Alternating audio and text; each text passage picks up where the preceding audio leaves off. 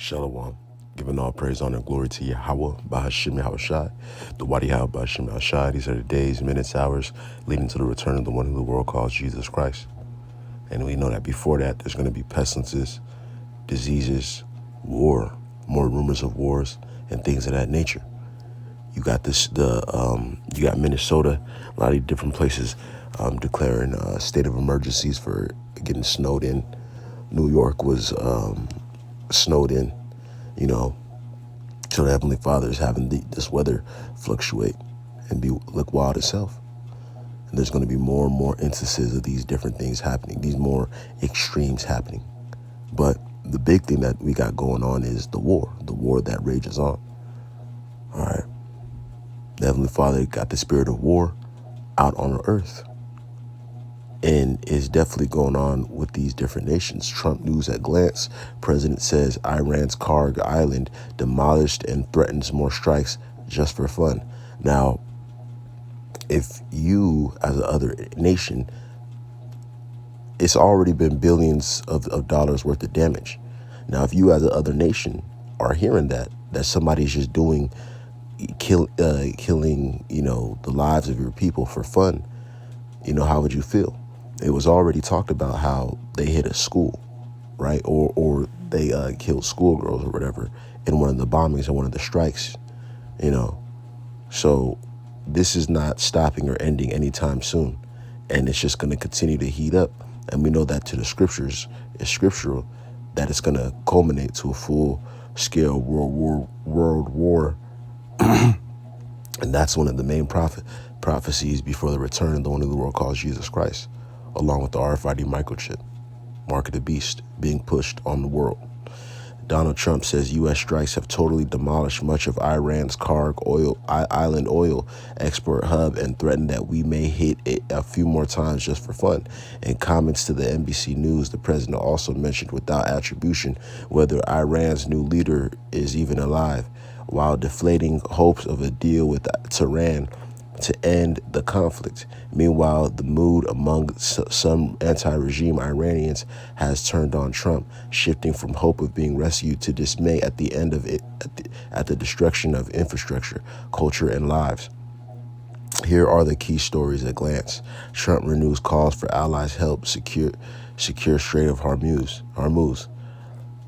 Right. So, look at the way he's talking. Look at how these different people are feeling, pertaining to him and pertaining to this nation, what's going on. Again, these different feelings and emotions you see in 2nd Ezra, the 15th chapter, the 16th verse, is biblical prophecy that they're going to continue to escalate. We're going to be sweeping the straight very strongly, and we believe we'll be joined by other countries who are somewhat impeded, and in some cases impeded from getting the oil.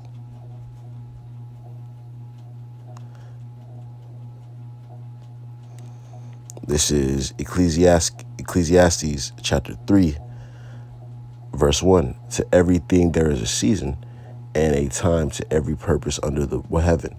A time to be born and a time to die, a time to plant and a time to pluck up that which is planted.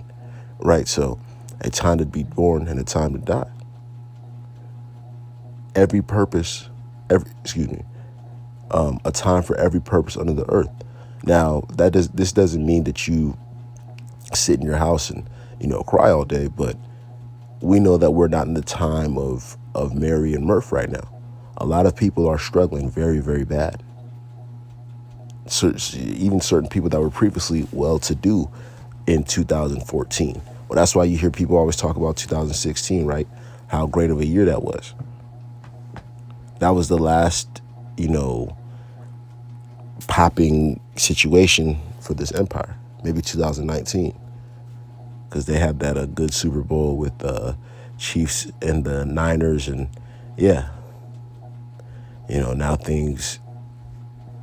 Now people have never recovered. Revelation 11, verse 14, the second woe is past, and behold, the third woe coming quickly, right? World War II and now World War III, it comes quickly. Isaiah 9, verse 5, for every battle of the warrior is with confused noise and garments rolled in blood, but this shall be with burning and a fuel of fire. right? What did the previous battles have before? Clanging of armor, people falling, people getting hit with arrows and things like that. This is just going to be with bombs dropped left and right. Revelation 18 verse 2. And he cried mightily with a strong voice, saying, Babylon the great is fallen, and is become the habitation of devils, and the hold of every foul spirit, and a cage of every unclean and hateful bird. Hey, this is prophecy. This is what the Heavenly Father is going to have happen through the Spirit. Isaiah 2 verse 4. And he shall judge among the nations. This is when the true kingdom of heaven is established. This is when the true children of the Heavenly Father will return back into their home. Isaiah chapter 2 verse 2. And it shall come to pass in the last days that the mountain of the Lord's house shall be established in the top of the mountains, and shall be exalted above the hills, and all nations shall flow unto it. And many people shall go and say, Come ye, and let us go up to the mountain of the Lord, to the house of the God of Jacob, and he will teach us of his ways, and we will walk in his paths. For out of Zion shall go forth the law, and the word of the Lord from Jerusalem. And he shall judge among the nations, and shall rebuke many people, and they shall beat their swords into plowshares, and their spears into pruning hooks.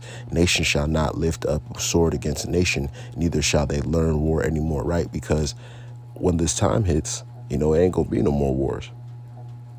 But as of right now, you see wars and all that stuff. Why? Because we are not in the time of the kingdom of heaven. So right now it's going to be wars, it's going to be skirmishes, it's going to be scuffles, it's going to be arguments, disagreements, hatred, death, all that. So we got to pray, we got to work, we got to handle business, do what we need to do every single day. Different brothers be working, different brothers be taking care of their peoples, families, themselves, etc. Most importantly, though, taking care of the business of Yahweh Bashim Yahshai, making sure that you right with the power. Was getting ready to do something fun, getting ready to do something I liked, and I was like, you know what? Let me do something for Yahweh Bashim Yahshai. Let me make sure that Yahweh Bashim Yahshai is pleased with me. Even at times before you please yourself. Before you, certain brothers like to go out and eat. Certain brothers like to, watch shows and different things like that. Sometimes but did you pray though? Did you do something for the Lord though before you did that? That's a part of putting Yahweh Shema Shah first. And it's an everyday choice and decision, But with that, I want to give all praise, honor, and glory to Yahweh Shema Shah. May your brother continue to stay safe and keep moving forward.